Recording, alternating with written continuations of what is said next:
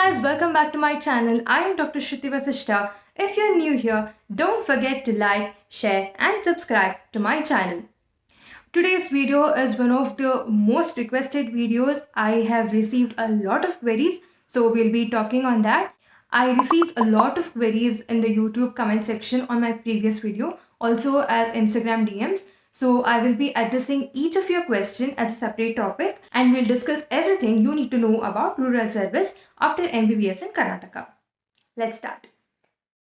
So first, let me tell you what exactly is rural service. In rural service, you will be posted to a PHC, CHC, taluk hospital or a district hospital where you are supposed to serve a period of 1 year. And coming to who should be doing this rural service, in Karnataka, all these years, it was like those who have got admission into MBBS through government quota.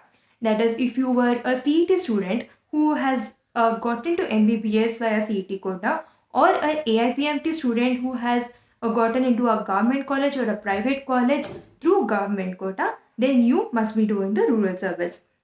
This was what was being followed all these years, but now there is a newest notice that only students from government colleges have to do rural service and not from private college.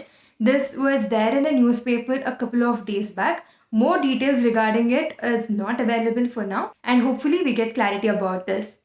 So if you are an MBBS student who has secured a seat through government quota, then you should be doing the rural service. It is for a period of 1 year. Now, where do you work in this 1 year? There are different levels of healthcare where you will be posted, like PHC, CHC, taluk hospital, district hospital, and another thing which was introduced last year, which is RBSK, which is Rashtriya Bal Swasthya Karyakram. These are the different vacancies which are available. And how are you going to get posted or on what basis you are allotted is depending upon your final year marks. So what RGHS does is it prepares a list of candidates who have qualified final year MBBS that particular year based on merit, that is only your final year marks card and not the aggregate of all the 4 years, and you will be given a merit list. Depending upon that, it is just like CET, however you have applied to MBBS, depending upon the merit list, you get to do an option entry. In that option entry, you will choose a place which is convenient for you, near to you, or whatever, depending upon your comfort, and you make a list of the places. Then there is going to be an option entry round where you will fill in your choices and submit it after a period, after their designated period of 2 to 3 days or a maximum a week. Then similarly, like however it was in during your CET or PMT exams, you will be given a allotment list where it will be displayed against your name that so and so person is posted in so and so hospital for so and so post. This is the allotment format, and after you get the allotment format, you are supposed to report to your hospital where you are allotted and you can join duty.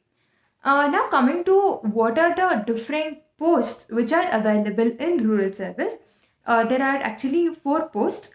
One is HFW, that is Health and Family Welfare Department, where you will be paid a salary of 62,600 every month. And the second post is of NHM, which is National Health Mission. This comes under central government, and you will be paid a salary of 46,000 per month.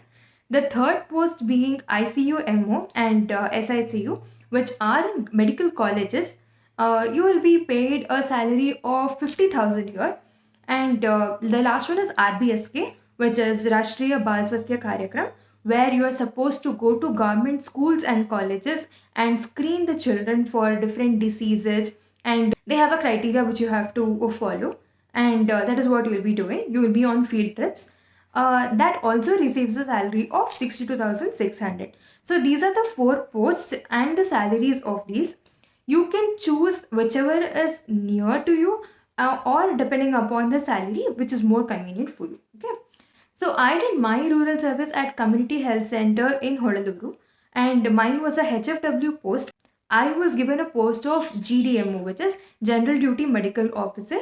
So my salary was 62,600. And one more thing which you have to note is a few districts are cutting 10% TDS and few districts are not. So in Shimoga, there was no 10% deduction. It was just 200 rupees which was deducted. And one more thing, you don't get your salary credited every month. Whenever the budget releases, maybe in 3 or 4 months' time, you'll be getting the previous month's salary together. So that is how it works.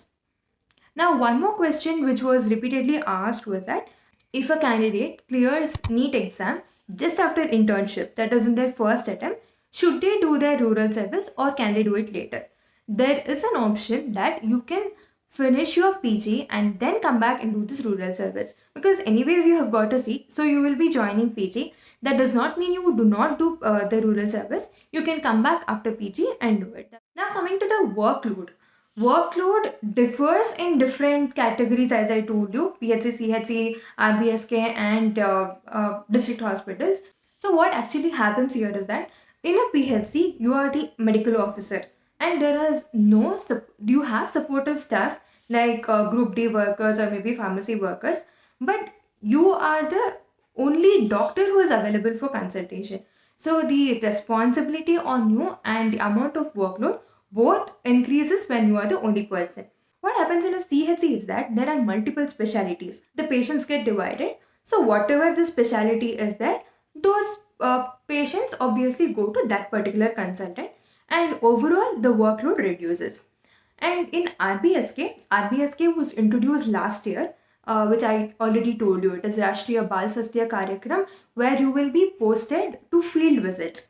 You are supposed to go to government schools and colleges. It is basically a screening program. You have a proforma. You will be given a proforma which you have to follow, and you will be screening them for skin diseases. You will be screening them for malnutrition, which is one of the most common in rural areas. So you will be posted on these field trips every day, and the last one is ICU-MO, where you are supposed to work in an NICU or SICU in a medical college. So this is about the different posts and the workload. And the last part, I don't know if I have to be discussing this publicly on screen, but there is also a question if you can leave the rural service midway. Till last year, that is what happened. Majority of them joined rural service, worked for a few months, took a break to prepare for NEET, and then they have rejoined. But now there is a news that once you join, you cannot leave in between. I don't know how far this is true. This is what I heard. So some of the centers even post you for night duty. Like we had night duties for almost 2 months, where we were doing alternate duties. If you are in a place where there are many doctors, then your rotation comes once in 2-3 days, which is a doable thing. But if there are only 2 people, then you will have to do duties every alternate days, and that becomes a little hectic. So before you join a place, just make sure you visit that place, you inquire about that place, and get proper details from there. Okay. So that was all the information I wanted to give you about rural service. If you have any doubt, please do post in the comment section. I will answer all your queries. And if you like this video, don't forget to like, share, and subscribe to my channel for more content. Bye bye.